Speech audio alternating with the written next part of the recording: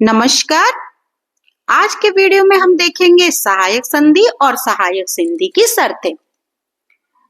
1798 में जब लॉर्ड वेलेज़ली बंगाल का गवर्नर जनरल बनकर भारत आया तो उसने ब्रिटिश भारत के दूसरे चरण की शुरुआत की। ये ईयर था 1798।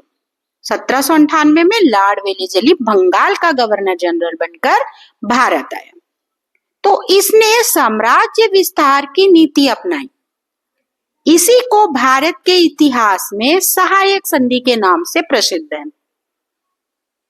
फिर से एक बार रिपीट कर रही हूं। 1798 में जब लॉर्ड वेलेज़ली बंगाल का गवर्नर जनरल बनकर भारत आया तो उसने ब्रिटिश भारत के दूसरे चरण की शुरुआत की और साम्राज्य विस्तार की नीति अपनाई। यही भारत के इतिहास में सहायक संधि के नाम से प्रसिद्ध है और इसकी क्या शर्तें हैं उसको देखें। सहायक संधि की पहली शर्त है कि जो भी राज्य सहायक संधि को स्वीकार करेगा वो अपने राज्य में अंग्रेज सेना को रखना पड़ेगा और उसका संपूर्ण खर्च भी राज्य को उठाना पड़ेगा।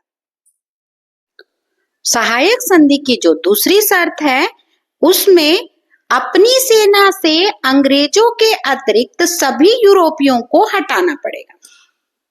पहली शर्त थी सहायक संधि स्वीकार करने वाले राज्य को अपनी सेना में अंग्रेज सेना को रखना पड़ेगा और उसका संपूर्ण खर्च उठाना पड़ेगा। दूसरी शर्त है अपनी सेना में से सारे यूरोपियों को हटाना पड़ेगा, माने अंग्रेजों के अतिरिक्त सारे यूरोपियों को हटाना पड़ेगा। तीसरी शर्त उन्हें अंग्रेजों का एक प्रतिनिधि रखना आवश्यक होगा, उसकी सलाह से ही शासन कर सकते हैं।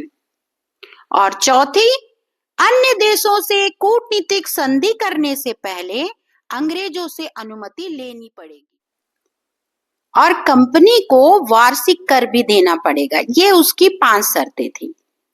सहायक संधि स्वीकार करने वाले राज्य को अंग्रेज सेना रखनी पड़ेगी, उसका संपूर्ण खर्च उठाना पड़ेगा। दूसरी शर्त, अंग्रेज सेना के अतिरिक्त सभी यूरोपियों को हटाना पड़ेगा।